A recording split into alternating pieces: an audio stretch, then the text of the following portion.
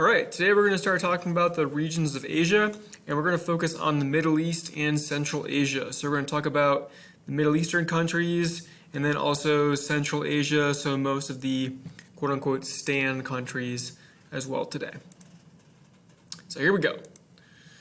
The Middle East is a region that includes the nations of the Arabian Peninsula, which is this peninsula right here, and also Iraq, Iran, I should say Jordan, Syria, Lebanon, Israel, and Turkey. The Middle East has mostly an arid or a dry climate, with the Arabian Peninsula having a desert climate. And the Middle East is also famous for its vast oil deposits. The Middle East is also the birthplace of the world's three monotheistic religions, Judaism, Christianity, and Islam. Remember, monotheism means belief in one god or goddess. So earlier this week, you were supposed to have read an article about Judaism, Christianity, and Islam. So please make sure you have done that and also watch my introduction video from the week. That will help you understand these three religions and how they influence the Middle Eastern countries. The Arabian Peninsula is located between the Red Sea on the west, the Persian Gulf to the east, and the Arabian Sea to the south. The Gulf of Oman and Gulf of Aden are also in here as well.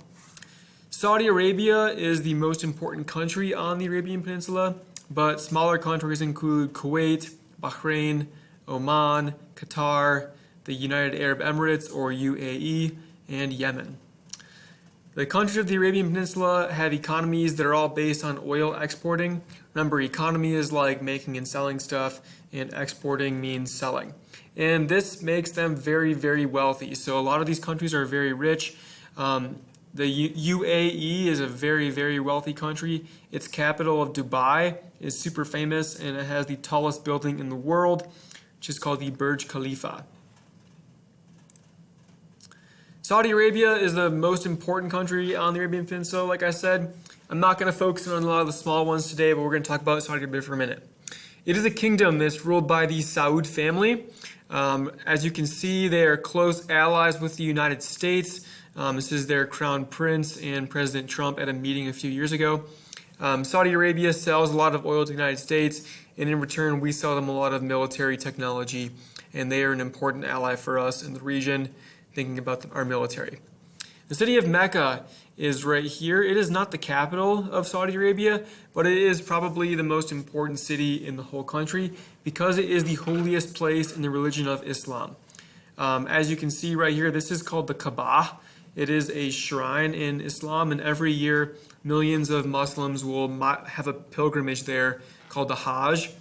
If you watch the introduction video, you remember that this pilgrimage is one of the 5 pillars of Islam, or the things that people in that religion need to do to practice it.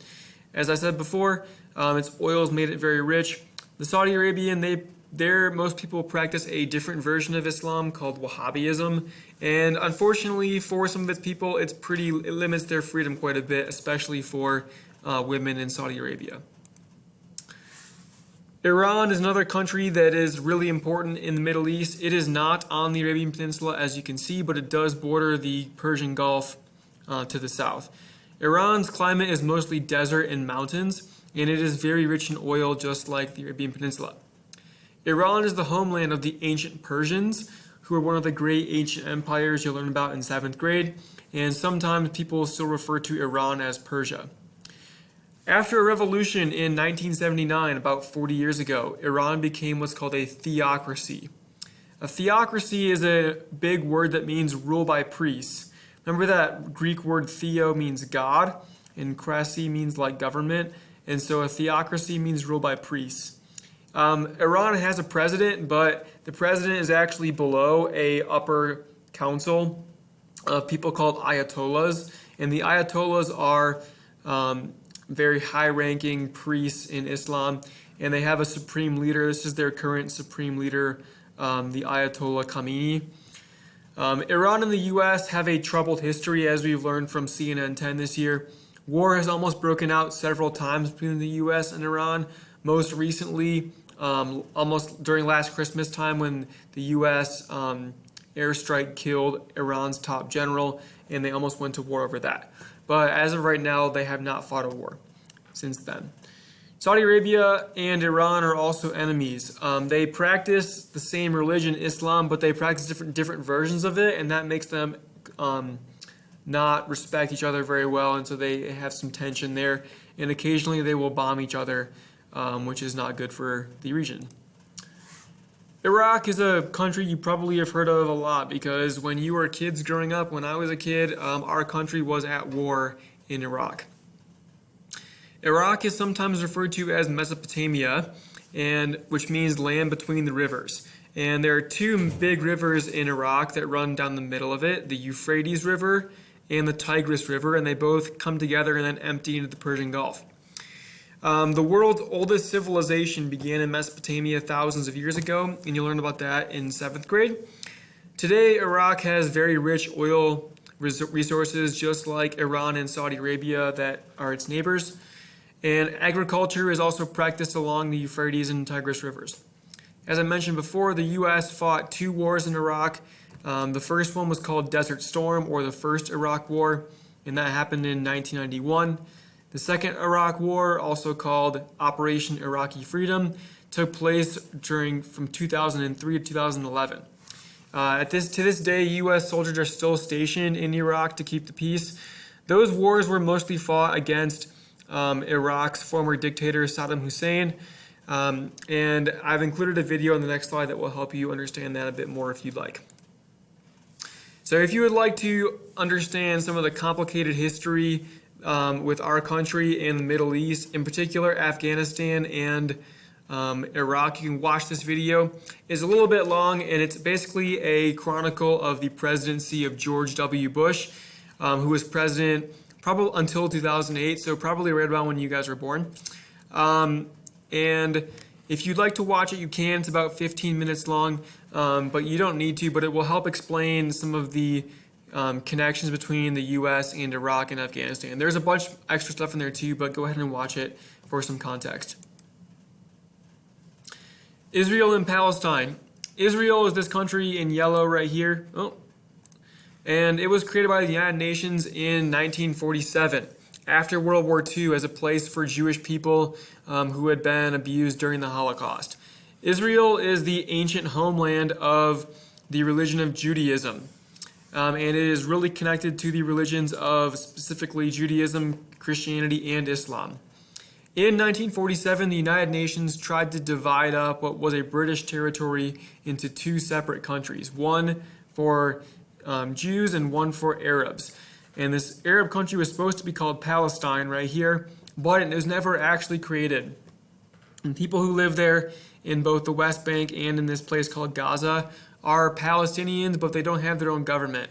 They are actually occupied. Some of it is occupied by Israeli soldiers, and some of it is not, but it's kind of a very tense place, and this disagreement between where to draw the borders has led to a lot of violence between Israel and its Palestinian neighbors. Over 75% of the people who live in Israel are Jewish or followers of Judaism. We learned about that in the video earlier this week in the reading, so please go back to that if you'd like to know more.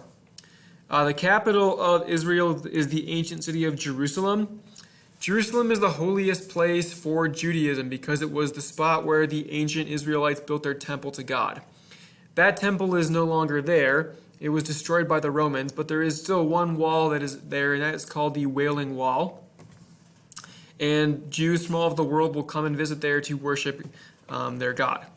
The Dome of the Rock is also another holy place in Jerusalem, but that is a holy place for people in the religion of Islam, and it's a holy site for Muslims, and they believe that this building is over top of this rock, and they believe that that rock is sacred because that's where Prophet Muhammad stood when God took him to heaven to give him commands and then sent him back to earth. And so and as you'll see in the next picture, the Wailing Wall and Dome of the Rock are right next to each other. They're almost on the exact same place. And so 2 different religions hold the exact same area to be really important. Jerusalem is important for Christians as well, but not quite as important. Christians believe that the Romans crucified Jesus in Jerusalem. So as you can see, here's a picture of what Jerusalem looks like. This building right here with the golden dome is the Mosque of the Dome of the Rock, and it's a really important place for Muslims. And as you can see, right next to it is this wall, and this wall is called the Wailing Wall, and it's the last wall left of the old Israeli temple or old Jewish temple, and so it's important for followers of Judaism. The country of Syria borders Israel, but it has a narrow coastline along the Mediterranean Sea. Most of the people in Syria used to live around here. The rest of the nation is mostly made up of mountains and deserts. Syria was a super awesome place to live until 2011, when the people rebelled against their ruler, President Bashar al-Assad, and a very, very violent civil war broke out. That war has not ended. It's kind of slowed down, but it is still going on. And millions of Syrians have fled into Turkey as refugees. And a refugee is a person who has left their home due to war or some kind of other problem back home.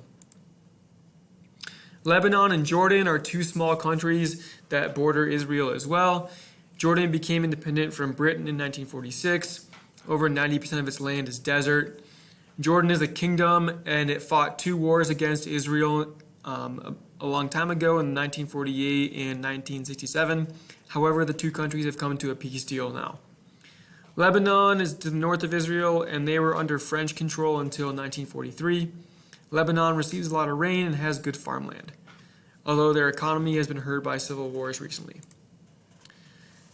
Turkey is a link between Europe and Asia. The western part of Turkey, this little peninsula, is actually part of the landmass of Europe. The Black Sea to the north and Mediterranean Sea to the south make it an important trading point as well. Turkey's major industries are agriculture, manufacturing, and steel production. Turkey is a democracy and an important ally in the United States, and where many countries in the Middle East are kind of chaotic and have a lot of wars going on, Turkey is a relatively peaceful and stable country. The city of Istanbul in these two pictures is a beautiful and ancient city. It used to be called Constantinople until it was taken over about 500 years ago by the Turks. And it's a very awesome city to go and visit. I went there when I was in college. Central Asia, moving on from the Middle East into the Stan countries. So, Kazakhstan, Uzbekistan, Turkmenistan, Kyrgyzstan, and Tajikistan. I guarantee you that your parents can probably not put all those countries on the map accurately. And that is because they are really hard to remember. Their names are difficult to pronounce, and they are also very new countries. They only became countries after the Soviet Union broke up. Remember, the Soviet Union was Russia plus all of its countries that it controlled until 1991 when the Soviet Union fell apart. So all these countries are very new. They are only 1 year older than I am. I was born in 1992. And so they are all now kind of referred to as the former Soviet republics. They all have small populations. They are relatively undeveloped. Farming is an important industry, especially in Kazakhstan, Kyrgyzstan, and Tajikistan. The last country we're talking about today is Afghanistan, and this one is really important. You've probably heard of the news a lot.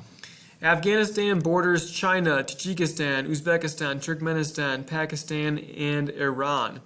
So it's got a lot of countries that border it. It is a pretty poor country, and it's undeveloped, and it has a lot of mountains.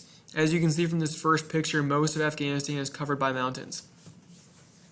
The geography is really important for understanding the war that the U.S. is still fighting there. So until 2001, the Taliban ruled Afghanistan, and they were an Islamic extremist government, and so they followed a very, very harsh version of the religion of Islam, and they made all their people do that too.